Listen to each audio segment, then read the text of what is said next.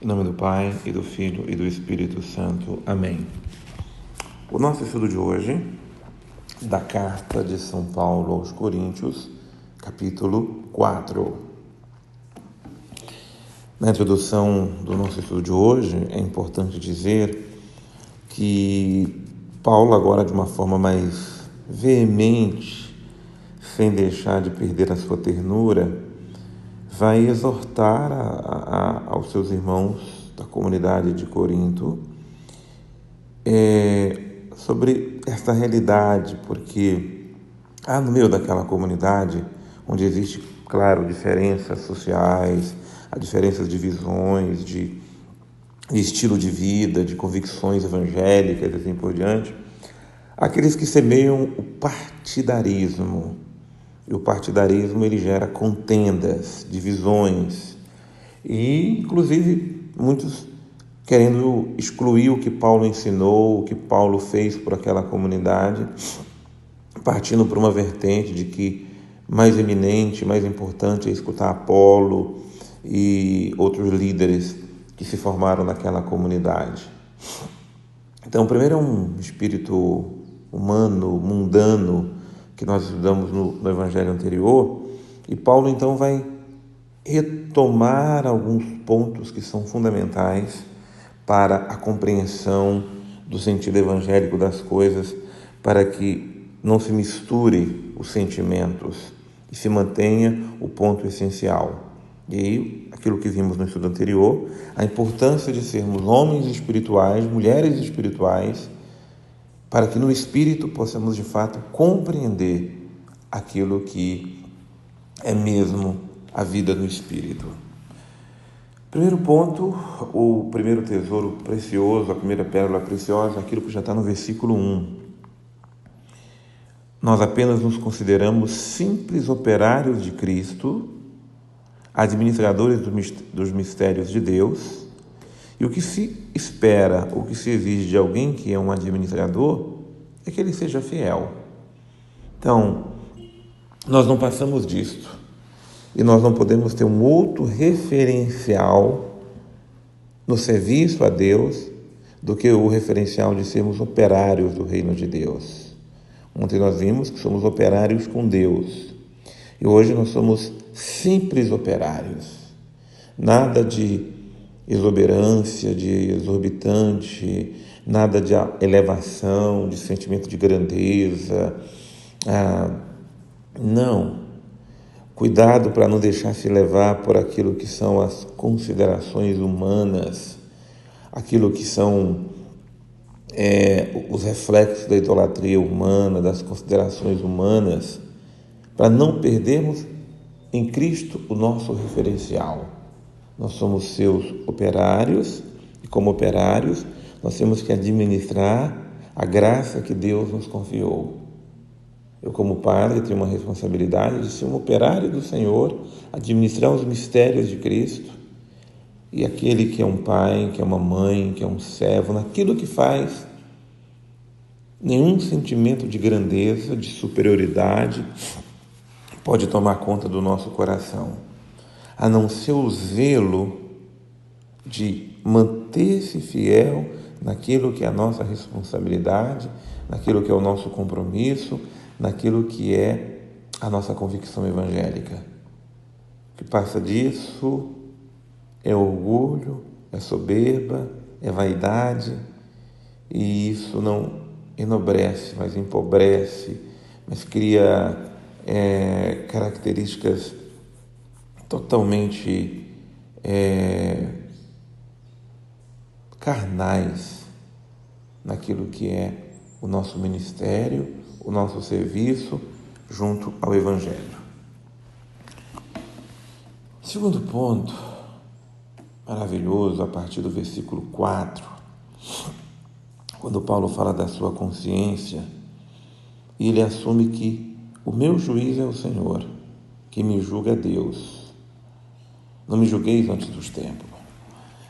Aqui não podemos entender que se trata de uma prepotência de Paulo, de não deixar que os irmãos o corrijam, porque não se trata de uma correção, se trata de um pré-julgamento. Se trata daquelas pessoas que não nos conhecem e simplesmente querem nos rotular, nos julgarem, nos criticarem, e se espalha essa forma de compreender: tal pessoa é dessa forma, tal pessoa é isso. Nós não podemos falar do que não conhecemos. E se é o mal no mundo, é o mal de se julgar demais os outros. Ou julgar, ou de mais ou de menos. Todo julgamento é precipitado quando ele não parte de uma verdade, e a verdade, só há uma verdade, a verdade de Deus. Por isso que o julgamento de Deus é quando Deus levantará o véu que cobre a face da humanidade, que cobre o rosto e o coração de cada um de nós, e nos apresentaremos diante de Deus do jeito que somos. Por isso tem pessoas que nós exaltamos, nós jogamos confetes, que Deus não faria e não fará o mesmo. E há pessoas que no meio de nós foram julgadas, desprezadas, e que receberá uma coroa de Deus, que não se trata de uma coroa humana. E é isso que nos afirma justamente a partir do versículo 3. Não julgueis antes do tempo. Espera que venha o Senhor, porque Ele vai colocar as claras, desculpe, é o versículo 5, né? Ele colocará às claras aquilo que se acha escondido nas trevas. Ele manifestará as intenções dos corações. Então cada um receberá de Deus o louvor que merece. Cuidado, porque a gente se deixa levar por louvores dos homens que não corresponde àquilo que de fato é. Porque é Deus que conhece o que cada um passa, sofre, uma verdade escondida que nós muitas vezes nem conhecemos. Porque a gente muitas vezes não nos conhecemos como deveríamos ser conhecidos. Vimos isso em estudos anteriores. Mas é aquela verdade que cabe a Deus e esperar dele no seu tempo, no seu juízo, na sua misericórdia, porque a misericórdia de Deus, ela é unida à verdade. Não adianta só misericórdia sem verdade, como também não adianta a verdade sem a misericórdia.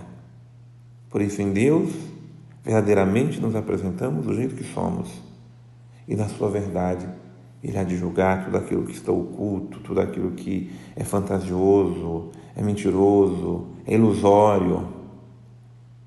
A gente olha como o mundo gosta de viver das fantasias e das ilusões. Aplausos, discursos falsos, recheados de falácias. Estamos aplaudindo isso, aquilo, estamos aplaudindo mentiras. Basta ver na nossa própria contexto de vida, contexto histórico, contexto de comunidades, defesas apaixonadas que fazemos de pessoas aqui e ali, pois não demora muito, cai por terra, não é nada daquilo que achamos. Então, a prudência, cuidado,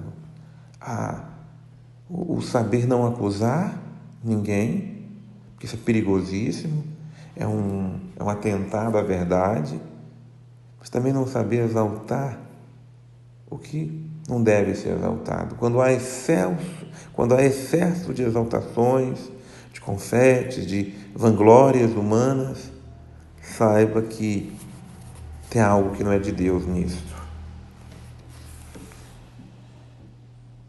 Depois, uma outra riqueza maravilhosa, tudo aquilo que vai nos descrevendo,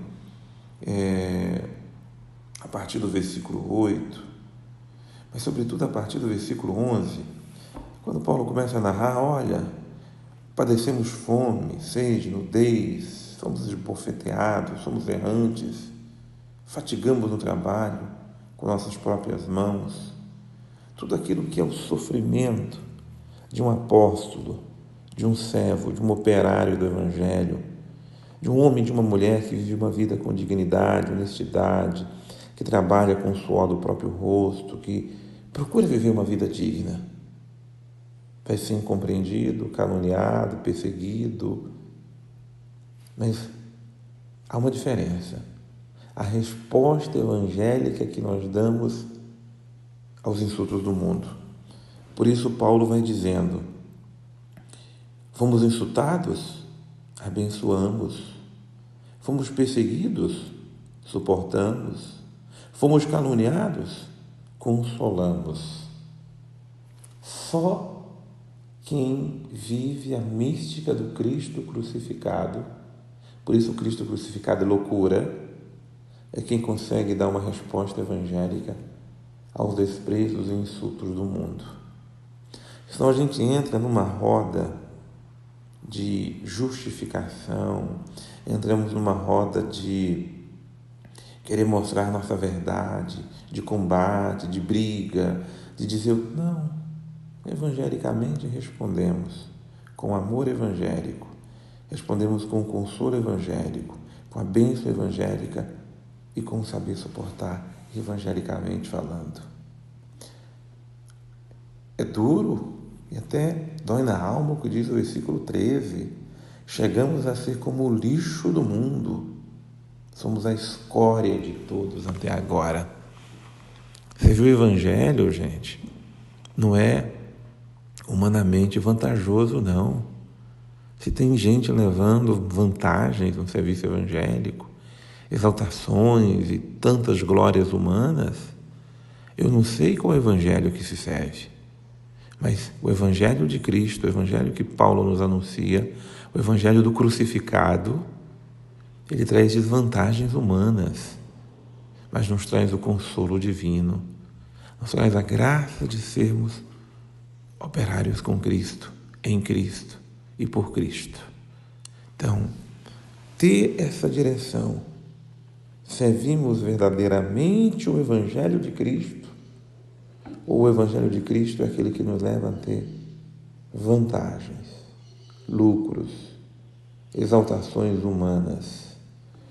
Paulo faz um retrato do que passou, do que suportou e do que enfrenta. Quando a gente olha para a vida nossa, a vida dos nossos irmãos e irmãs, cada um enfrentando suas penúrias, seus sofrimentos, incompreensões, doenças, enfermidades, há um pensamento que se espalha, que coloca que quem passa por tudo isso é castigo, é papapá, e tantas outras coisas que dói ver a falta de compreensão de que somos pessoas humanas, que carregamos a nossa cruz e aquilo que passamos nos une a Cristo crucificado. Isso nos enobrece. Qual é o enobrecimento? Está unido a Cristo na sua cruz. O que foi fuga para muitos, para nós é consolo. Unir-me no que eu passo, no que eu sofro, no que eu vivo, ao Cristo crucificado. O Cristo crucificado não é uma cruz que eu carrego no peito, é a mística de vida que eu assumo. Então, eu me assumo estar unido a Ele. Versículo 4. Desculpe, uma pérola, a quarta pérola que para mim foi preciosa. Versículo 20. O reino de Deus não consiste em palavras, mas em atos. Nos disse tudo. Não são belas palavras, não são muitas palavras, não são shows de palavras, não são emoções de palavras, não são palavras jogadas ao vento, ao léu, não são palavras recheadas de conteúdos humanos, não. A riqueza do Evangelho é a vida, são os atos. Você vai ter livros espetaculares para falar de amor, para ensinar amor e para falar de muitas coisas de Deus. O mundo carece de atos evangélicos. O mundo carece de atos profundos que testemunhem. A gente passa uma vida pregando o que é perdão.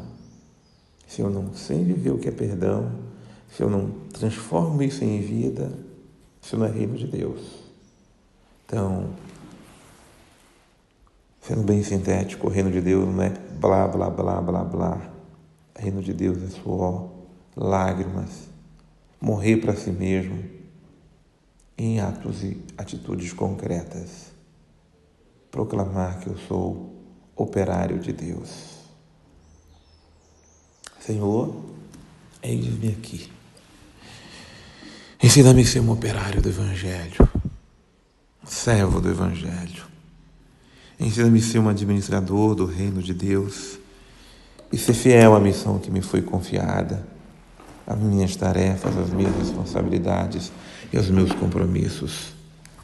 Ensina-me a abraçar a minha cruz de verdade, não querer levar vantagens, reconhecimentos e glórias por qualquer serviço que é minha obrigação, que é minha responsabilidade no Evangelho.